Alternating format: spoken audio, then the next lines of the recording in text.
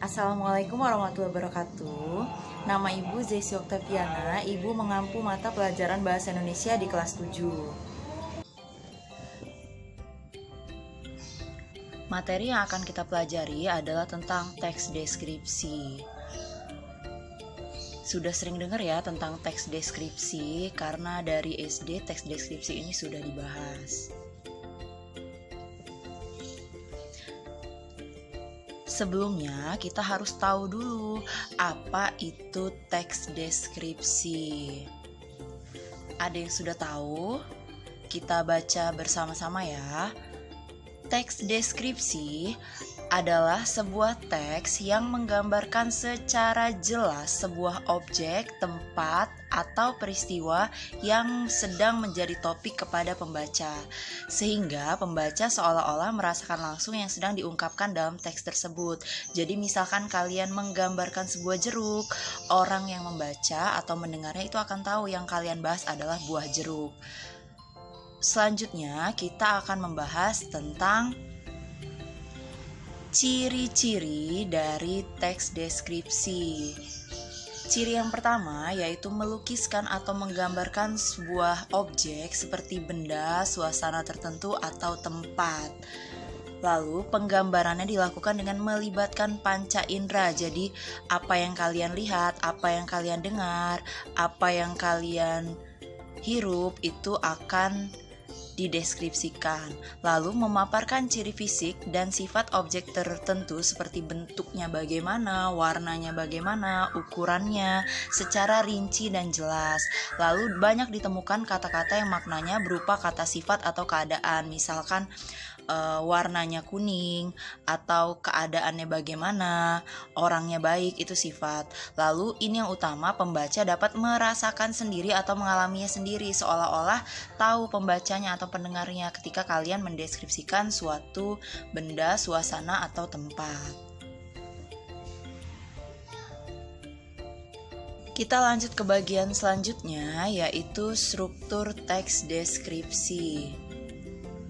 Struktur teks deskripsi ini ada 3. Yang pertama yaitu identifikasi, deskripsi bagian, dan penutup. Yang pertama yaitu identifikasi. Identifikasi ini biasanya ada di paragraf pertama yang merupakan bagian yang mengenalkan objek, tempat, atau orang yang akan dideskripsikan. Misalkan kalian mendeskripsikan tentang apa, itu diberitahukan dulu kepada pembaca di paragraf pertama yang isinya nama objek, lokasi, ukuran keseluruhan, dan lain sebagainya. Tapi di sini masih secara umum dulu. Lalu struktur yang kedua yaitu deskripsi bagian. Nah, mulai di bagian sini akan diberikan gambaran rinci dari objek yang digambarkan. Jadi kalau yang tadi secara umum, mulai di paragraf selanjutnya itu diberikan ciri-ciri secara rinci. Misalkan kalau deskripsi rumah berarti mulai diberitahukan tentang isinya, ruangannya, bagaimana bentuknya, dekorasinya, dan lain-lain. Lanjut ke bagian ketiga yaitu penutup. Di bagian penutup ini berisi kesan umum yang didapatkan penulis setelah melihat objek. Misalkan apa yang kalian rasakan saat di rumah. Misalkan kalian bilang kalau rumah itu adalah surga atau istana gitu. Itu kesan umumnya. Sekarang kita masuk bagian selanjutnya yaitu mencermati struktur teks deskripsi. Di sini ibu akan memberikan contoh teks deskripsi dengan strukturnya yang ada 3 tadi. Judulnya yaitu tongkonan. Bisa dibaca ya teksnya.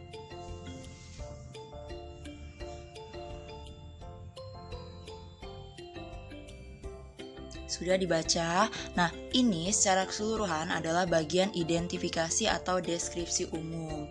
Kenapa dikatakan bagian identifikasi? Karena pada paragraf itu diberitahukan tentang nama objek yang akan digambarkan, yaitu tongkongan yang adalah rumah adat masyarakat Toraja. Lalu lokasinya, di mana tadi lokasinya? Lokasinya ada di pegunungan yang berbatasan dengan Kabupaten Nrekang, Sulawesi Selatan. Lalu gambaran umum objek. Di situ dikatakan bahwa salah satu ikon suku Toraja selain upacara pemakamannya. Lalu letaknya 12 km ke arah utara dari Rantepau. Tongkongan berjajar rapi dan indah. Itu masih gambaran secara umum. Nah, sekarang lanjut ke paragraf selanjutnya. Dibaca dulu ya.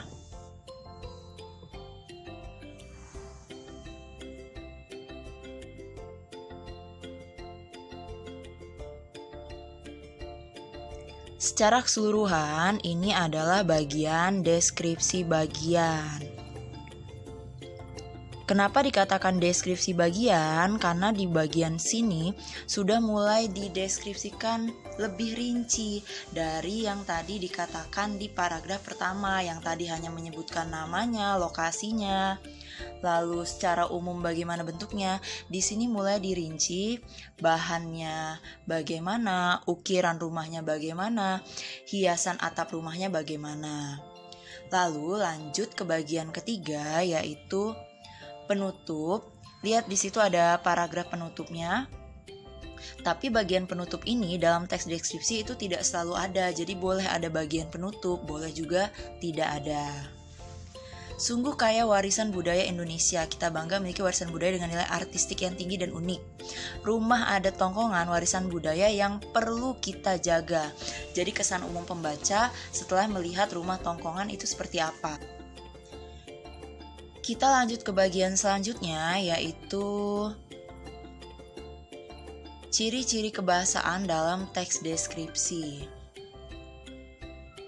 Jadi selain tadi ada strukturnya, teks deskripsi juga sudah ada ciri-ciri kebahasaannya tersendiri.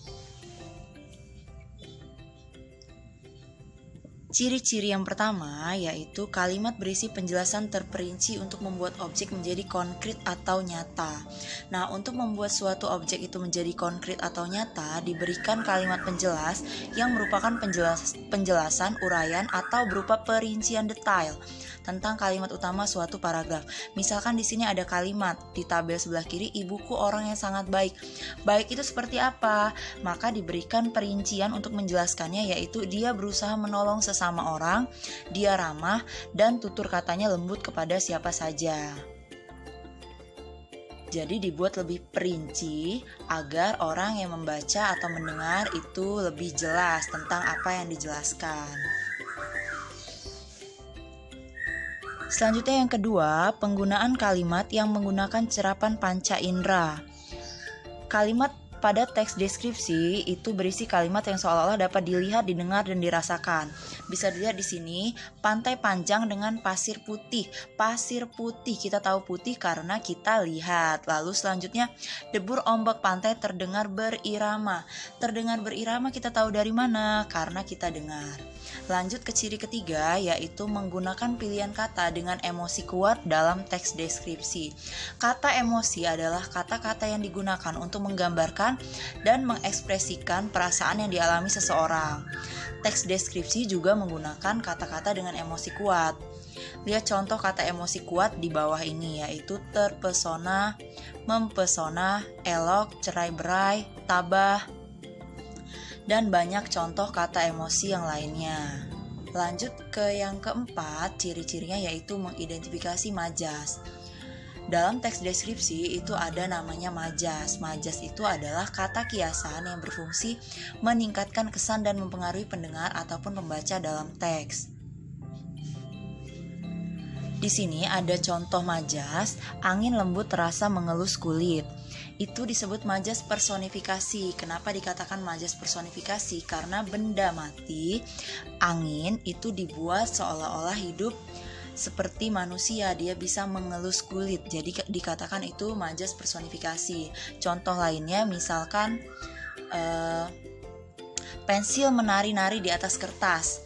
Menari-nari. Padahal yang bisa menari-nari itu kan manusia ya, tapi dibuat pensil bisa menari-nari. Lanjut ke bagian selanjutnya, bukit-bukit tangguh tampak menjadi latar bagian pantai. Bukit-bukit itu kan benda mati, tapi dibuat seolah-olah memiliki sifat tangguh gitu ya. Lanjut ke bagian selanjutnya, pohon itu tumbuh setinggi gunung, itu disebut majas hiperbola. Hiperbola itu artinya melebih-lebihkan. Masa pohon ada yang setinggi gunung? Kan tidak ya. Jadi dia dibuat berlebih-lebihan. Misalkan lagi contohnya seperti suaranya membelah angkasa. Nah, itu juga majas hiperbola. Sampai di sini jelas ya, anak-anak?